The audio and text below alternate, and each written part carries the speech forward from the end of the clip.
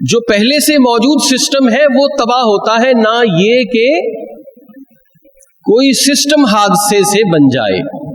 انسان ہے، حادثتاً اس کو کوئی حادثہ ہوا، اس کی ایک انگلی اور نکل آئی، ایسا ہوا؟ کبھی نہیں۔ لیکن ایسا ہوا کہ حادثہ ہوا اور انسان کی انگلی کٹ گئی۔ تو یہ عقلاً ہی خلاف ہے اس چیز کے کہ بندہ یہ کہہ دے کہ سسٹم حادثے سے بنا۔ سسٹم اور حادثہ یہ تو ایک دوسرے کی ضدیں ہیں، اپوزٹ ہے۔ حادثتاً کہتے ہیں کہ یہ چیز ہو گئی، لیکن سسٹمیٹک وے میں یہ چیز نہیں ہو سکتی۔ تو یہ کیا کہ الحاد میں جو بنیادی چیز ہے وہ یہ کہ یہ چیزیں کسی بھی منصوبے کے تحت نہیں ہے، اور اس کا نتیجہ کہاں نکلتا ہے کہ بندہ یہ مانے کہ میرا وجود اس دنیا میں بغیر کسی مقصد کے ہے، یعنی اپنے وجود کو اس کائنات کی فضولیات میں سے ایک فضول چیز تصور کرنا، یہ الحاد کی بنیاد ہے کہ مجھے پیدا کرنے والا کوئی نہیں۔ جب مجھے پیدا کرنے والا کوئی نہیں تو پھر میری پیدائش کے پیچھے، انسان کی پیدائش کے پیچھے کوئی بھی منصوبہ کار فرما نہیں، اور جب کوئی منصوبہ کار فرما نہیں تو پھر اس مشین کو آپ جیسے مرضی چاہیں چلا دیں۔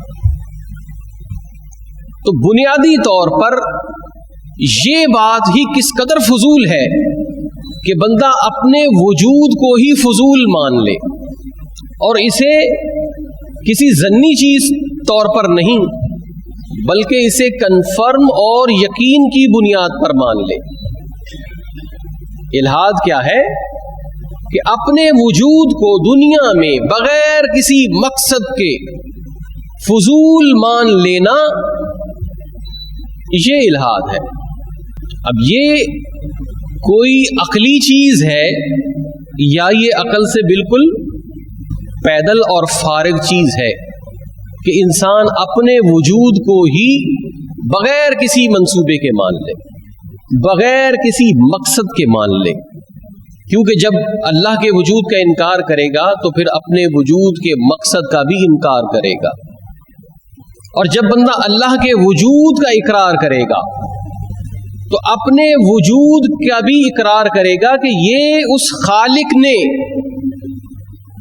کہ جو عقل کل ہے، جو عقل انسان کو دیتا ہے، ہر چیز کو دیتا ہے، اس حکمت والے رب کے ایک منظم منصوبے کے تحت انسان کا وجود ہے، اور میں بھی ایک انسان ہوں۔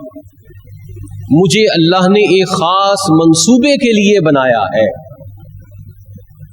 اور میں یہاں ایک خاص مقصد کے تحت ہوں، اور میں یہاں ایک مخصوص مشن پر آیا ہوں، اور مجھے اپنا مشن پورا کرنا ہے۔ اور جو شخص کسی مشن کے لیے آتا ہے تو اس کے ذمے ایک بھاری سوچ یہ بھی رکھی جاتی ہے کہ جب تمہارا مشن مکمل ہو جائے گا تو پھر تمہیں لوٹ کر رپورٹنگ کرنی ہے، اگرچہ کہ تمہاری لائیو رپورٹنگ بھی ہو رہی ہے، تم جو کر رہے ہو وہ دیکھا جا رہا ہے، تم جو سوچ رہے ہو اس سوچ کو بھی جج کرنے والی طاقت موجود ہے، اور یہ سارے کام جو تم انجام دے رہے ہو اس میں تمہارا فعل بھی دیکھا جا رہا ہے، تمہاری نیت بھی دیکھی جا رہی ہے۔ مطلب یہ کہ تمہیں ہمہ وقت یہ یقین رہے کہ میرا وجود اس دنیا میں بے معنی نہیں ہے، بغیر کسی مقصد کے نہیں ہے۔ میرا دنیا میں آنا، میرا دنیا میں آ کر کام انجام دینا، یہ وداؤٹ ریزن نہیں ہے، اس کا ایک سبب ہے۔ تمہارے کندھوں پہ ایک ذمہ داری ہے اور وہ ہر بندے کی ذمہ داری دوسرے سے مختلف ہے. اگرچہ ایک ہی گھر میں پیدا ہوئے، اگرچہ ایک ہی آفس میں ایک ہی تنخواہ پہ نوکری کریں، لیکن سب کے مشن جدا جدا ہے. اللہ نے اس کائنات کو اتنا رنگین بنایا ہے کہ شاید ہی کسی ایک کا مشن دوسرے کے ساتھ جزوی طور پر مل جائے.